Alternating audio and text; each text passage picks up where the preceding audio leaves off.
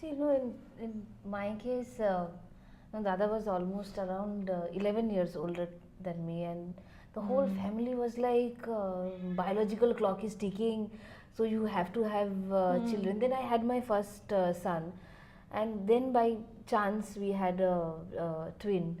But Dada being older than me, so I had no choice. I mean, the whole family was pressurizing me, from his family, my family, everybody. So your family doesn't pressurize Of you? course there's pressure.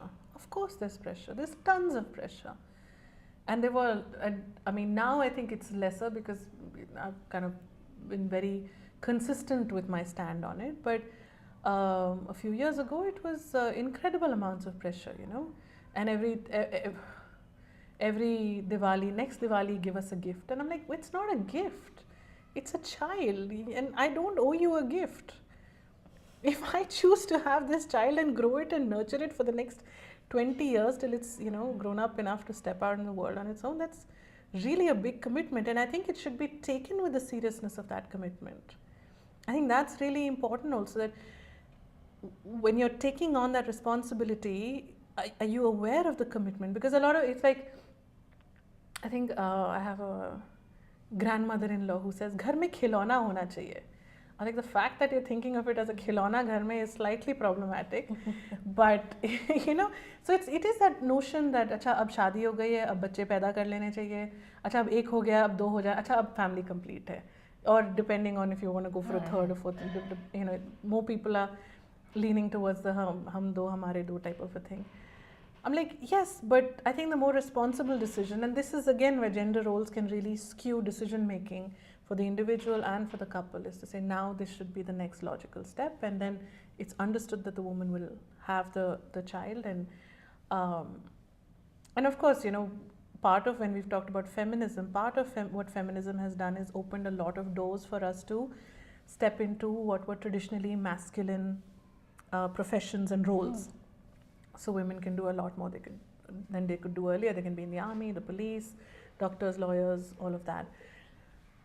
But I think sometimes what that has done is, I found a lot of women, even clients of mine, struggling with the idea of balancing motherhood and their careers. I don't think I've really seen men who struggle with that. Okay, let me put this another way. Actually, I want to approach this a little differently. Is not so much just the balancing, but it's also these professions are elevated. Earlier, it was only available to men. Then women wanted to get in. Then they got in. The role of being a mother and mothering, which is such a critical, it's not even a profession. It's a I don't know. It's such a significant life choice. That still stays at this. So the elevation of these roles is great, and the entry of women in these roles is great. But I think sometimes there's a lot of pressure to be here because this is where you can feel valuable and really feel like you're contributing and blah blah blah blah. And this can still get minimized even by women who choose to be moms. Yeah, it can still be about how quickly do I do the sleep training, how quickly do I get back to my work, because a lot of our structures are aimed at making this valuable and this something you kind of get done with quickly. Or women will take on both roles and really pull themselves apart, trying to be great at being moms and get great at being professionals. And I think it's really, I think it'd be really helpful if the role of mothers itself, the role of mothering, becomes seen at par with any other job that you do. In fact, one of the most significant jobs that you do, because I can see the impact of things that happen when you're an infant through different stages of childhood right into your adulthood and how they can impact life. Yeah, because this is it's a full-time job. Yeah. Now I don't go out, I don't earn, but it is also a full-time job. So if I don't give good values to my children, then they will not grow up to become good human beings, na? So yeah. And so if I hear you say several times that, I'm just a housewife and I have, I just take care of the kids. I'm almost hearing I'm just doing this much, whereas others are doing all that much. And I see a big problem with that. No, why do you say so? because because then the whole focus is all of us should be here, because that's the only role that can be valued. And if I say, well, I want to stay at home and have children, then I'm somehow letting down the entire feminist movement of decades before me by being so non-feminist. Okay, I'm actually very confused, but I will eat a little bit because it's too much pressure, no? Yeah, and I think sometimes the confusion is helpful, because what it does is I think what confusion means is that everything doesn't fit into neat little boxes. So it's difficult to say, oh, this one's a feminist, that one's not a feminist, that one's a career person, that one is something else altogether. Things don't fit into neat boxes, and that's where it can be confusing. And I think sometimes we do need to be confused to be able to see the nuances and the more intricate aspects of things. It's not as easy as saying, because she works, she's a feminist, because she stays at home and takes care of kids, she's not. Or she doesn't believe in equality.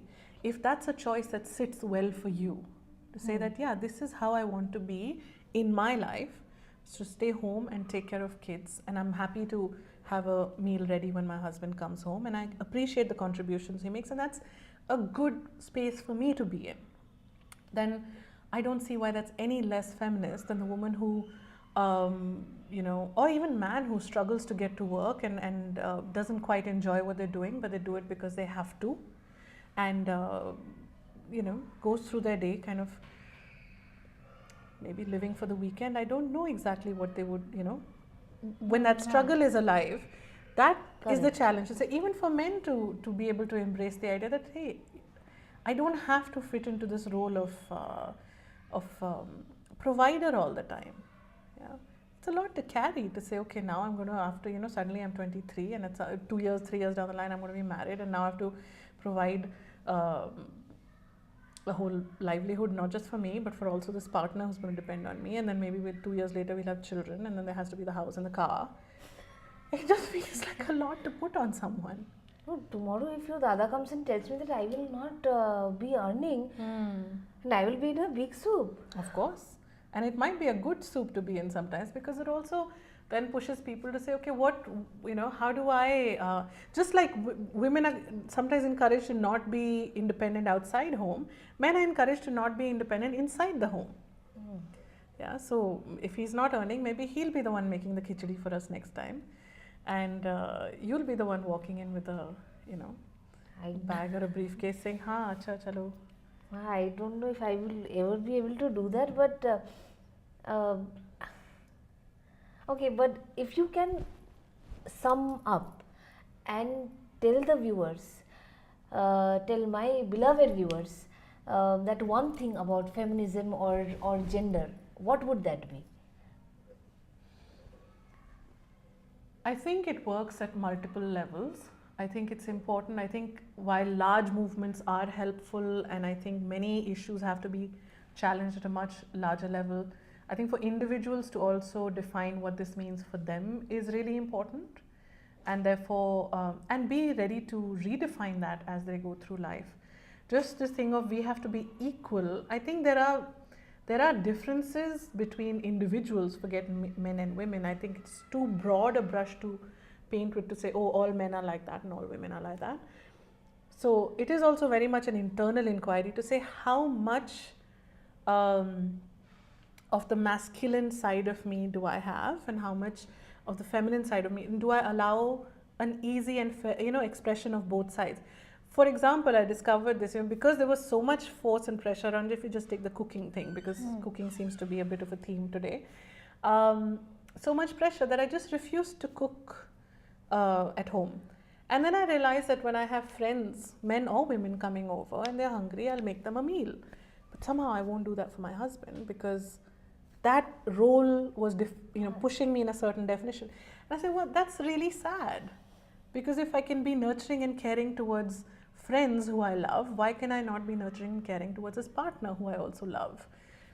And that's when I really asked myself, gosh, sometimes we can define ourselves so much either in compliance with or in rebellion to certain things, that who we are gets lost. And I think that can be a big loss to, to people who call themselves feminists, whether men or women. So I think that's really, for me, the core of it, is to say how much of you shows up authentically, aligned. How much permission does your environment and space give you, and how much permission do you give yourself to take your space, because it won't always be handed to you.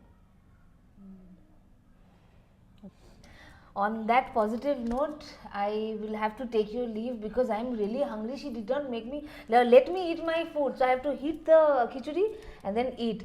But thank you very much for coming into my house, because this is little thing I have to do in front of the camera. No, so thank you very much, Mrinalini. I got that right. Yes, you did. And thank you for watching us eat. It's such a very bad thing when you put the camera and you see. But thank you very much, and I shall see you guys soon. Bye bye.